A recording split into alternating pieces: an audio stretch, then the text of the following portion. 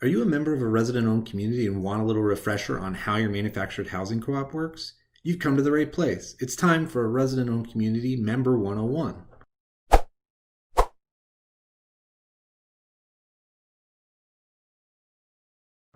Let's begin. Your ROC is a cooperative business. Cooperative businesses are set up a little differently than traditional businesses. How so? Each member household of your ROC owns an equal share of the business. Each member household has an equal say in how the business is run. Each member household gets one vote. As a result, the business is set up to benefit the member households. For example, member households get to decide how to use any surpluses your ROC might generate after a successful year. Compare this to a conventional corporation where one or a few individuals can own a huge portion of the business. The larger the portion someone owns, the more they control the business. And the largest shareholders get to steer the ship for their benefit in many ways and get to claim the bulk of the business's surpluses. Though your ROC is quite different from a conventional corporation, it is legally a special type of corporation in the state of Vermont called a cooperative housing corporation. It's incorporated under Title 11, Chapter 14 of Vermont law called the Cooperative Housing Ownership Act. Your ROC's business is governed by other laws too, including Title 10, Chapter 153 of Vermont law, which governs all mobile home parks in the state of Vermont, including co-ops like yours, and is sometimes just referred to as mobile home park law. Various federal laws like the Fair Credit Reporting Act and the Fair Housing Act, and then local laws like your zoning and building codes. These laws follow a hierarchy where local laws closer to the top of the pyramid can be overruled by state laws below, and state laws can be in turn overruled by federal laws at the base. Let's talk about your key corporate documents. Do you remember what they are and how they're different? There are 4 big ones, including your Articles of Incorporation, your bylaws, your community rules, and your policies and procedures. Your Articles of Incorporation really establish your co-op. Sometimes I like to think of them as your Declaration of Independence. Except in this case, you're really telling the state of Vermont, hey, we're an entity. We're a co-op now. The bylaws govern how the corporation runs, and they are really like your constitution. Your community rules govern how residents in the community behave, and the US equivalent, I suppose, could be the Bill of Rights, and that they're really focused on the safety and welfare of individuals that reside in your community. And then your policies and procedures, these are instructions and how-to documents for the board, for property management, and for members to act fairly and consistently. The US equivalent would be Congress passing legislation to really add meat to the bones of the Constitution and the Bill of Rights to provide further instructions and guidance on how the country should run. These are what your policies and procedures do for your co-op. Next, let's talk about who has the power to amend and adopt these documents. In the case of the Articles of Incorporation, the members are the ones who adopt and occasionally make amendments. In the case of the bylaws, it's also the members. And in the case of the community rules, it's also the members. With policies and procedures, it's usually the board of directors, but there are some key policies that the members can pass, and the members can always decide to pass additional policies if they see fit. You can already see that the members play a pretty foundational role in the organizational docs of the co-op. That's because the members legally own and control the co-op. Furthermore, like with federal, state, and local laws, there's a hierarchy to be aware of with your ROC's corporate documents as well. You can see in this slide here that all of your corporate documents rest on the documents below them. What sits closer to the top of the pyramid can be overruled by anything closer to the base. And you can see that all the documents that the members are in charge of approving and adopting are at the bottom, and then the board approved policies and procedures are at the very top.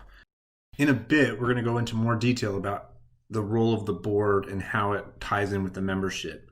But first, it's time for a pop quiz. I'll list some info you might want to look up about how your ROC works, and your task will be to say in which document the answer can be found. To help you out, I'll narrow it down to 3 choices between the bylaws, the rules, or the policies, since the Articles of Incorporation are not referred to nearly as much. I'll even give you a quick refresher right now. Just remember, the bylaws govern how the co-op runs, the rules govern how residents behave, and policies and procedures are the more detailed instructions. Okay, let's begin. Where would I go to find the answer to these 5 questions? When the annual meeting is held, how to process an application, if you have a question about quiet hours in the community, info on director terms, info on fences. Is it in the bylaws, rules, or the policies? Ready? Begin.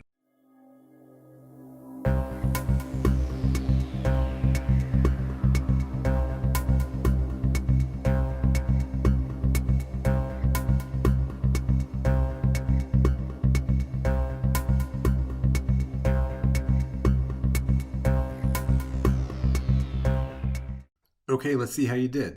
Information on when the annual meeting is held is in your bylaws because the bylaws contain all the basic information on how your organization runs. Info on processing an application, that's contained in a policy called the application procedure. Even though your rules and bylaws might mention an application, the details about how the process works and all the forms used is in a policy. Info on quiet hours is found in the rules because that document governs behavior of residents in the park. Info on board of director terms is found in the bylaws because that's where info on how the organization runs goes. And info on fences is contained in the community rules because that's all about individual behavior. How'd you do? Don't worry if you didn't get every single one right. You can always rewatch and rewind parts of this video, and it'll get easier to navigate your ROC's corporate documents as you start to read through and familiarize yourself with them. So let's talk about the role of the board a bit. First, consider the following about members making decisions at member meetings. First, it can be pretty difficult to get large numbers of members together at member meetings to make decisions more than once or twice a year. But at the same time, your bylaws require that a large group of members show up at a meeting in order for you to conduct business. If it wasn't this way, just a small handful of members that happen to show up could come to a meeting and enact big changes that affect everyone in the co-op. To prevent this from happening, your bylaws have a limit in place that requires a certain number of members to show up at a meeting for you to conduct business. This limit's called a quorum. Your bylaws also require that ample notice be given ahead of a meeting to give members plenty of time to plan to show up. The board of directors exists to help ROCs and really all co-ops like yours to work through this impasse so business doesn't grind to a halt while your co-op, consisting of lots of busy households, struggles to hit its quorum requirement for all the decisions that have to be made throughout the course of the year. For this reason, every year when members meet, they hold elections to vote for some members to serve as their representatives on the board of directors to handle the daily management and operations of the cooperative in between when member meetings are held.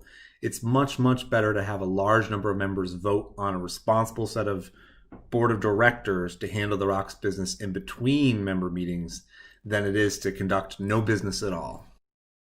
It might help to think of your ROC and members' power as a puzzle. Some of the pieces always stay with the members. These pieces represent authority that is never given to the board and cannot be taken away by the board, such as electing the board, approving the annual budget, and changing key corporate documents, including the articles, bylaws, and community rules. Some pieces of the puzzle are given to the board so that the business can operate in between member meetings. These pieces of the puzzle taken on by the board are clearly spelled out in the bylaws, such as selecting and managing contractors, spending within limits set by the budget and the bylaws, approving new member applications, appointing committees consisting of members to help out, among other rules. But these board puzzle pieces come back to the members at membership meetings when board terms are up, for example, or occasionally if the members call a special membership meeting. Now, it's important to know that the board has to fulfill 2 legal duties under the law while it's serving as your representative in between member meetings. And those 2 legal duties are the duty of loyalty and the duty of care. The duty of loyalty means the board has a duty to put aside their personal interests and make decisions that are in the best interests of the ROC. This means that board members must avoid conflicts of interest and even the appearance of conflicts of interest. For example, the board should choose who to hire to plow the rock based on how it will benefit everyone in terms of the quality of the job done and in terms of the price of the contract, which must be paid by everyone. However, if, for example, a board member is related to one of the bidders, the board member cannot let their decisions be swayed by how the contract would benefit their family member. In fact, according to your ROC's conflict of interest policy, this board member who has a potential conflict of interest here cannot even cast a vote at all. Not only that, they must state that this potential conflict of interest exists, and this has to be put in your ROC's meeting minutes. This lets the members know that the board is carefully and fully abiding by its duty of loyalty. The board's duty of care is a little trickier to explain. It really means that the board has to be careful when making decisions for the ROC. They have to show up to board meetings, read the materials to be discussed and voted upon ahead of meetings, stay thoroughly informed of what's happening, take the advice of professionals like lawyers and accountants seriously, etc. This doesn't mean the board of directors, who after all are serving as unpaid volunteers, have to be superhuman and memorize 1,000-page documents before making decisions. No, under the law, the duty of care requires that the board is as careful and informed as the ordinary, prudent person. In short, the board has to fulfill its duty of loyalty and duty of care to make sure that the ROC is in good hands in between when the members meet to make big decisions that guide the ROC. Members of the ROC, as owners of what is likely a multi-million-dollar business, also have to abide by a duty of loyalty and a duty of care when making decisions. I'm going to leave you with a handout below that outlines some member rights and responsibilities. For now, here's just a selection, and you can see that some of these are detailing the member's duty of loyalty and the member's duty of care to the ROC. For example, asking good and thoughtful questions at an annual member meeting is an example of a duty of care. Disclosing any conflict of interest with the ROC is a member duty of loyalty. Being active within the community, as each member's time and talent allows, is a duty of care. Voting on matters brought to the membership is a duty of care. Staying informed about issues in the community by observing board meetings and reading all the ROC's minutes is another duty of care. And voting for responsible directors that are the best fit for the ROC, rather than just voting for your best friend, is a duty of loyalty. Okay, that's going to do it for this video. Thank you so much for watching. Please look at the handouts below, and please fill out the survey below to rate how helpful you thought this video was, and also give us input on the next part of the video. We will customize and tailor to any questions, topics, issues that you want to cover. So again, thanks for watching. Take care and rock on.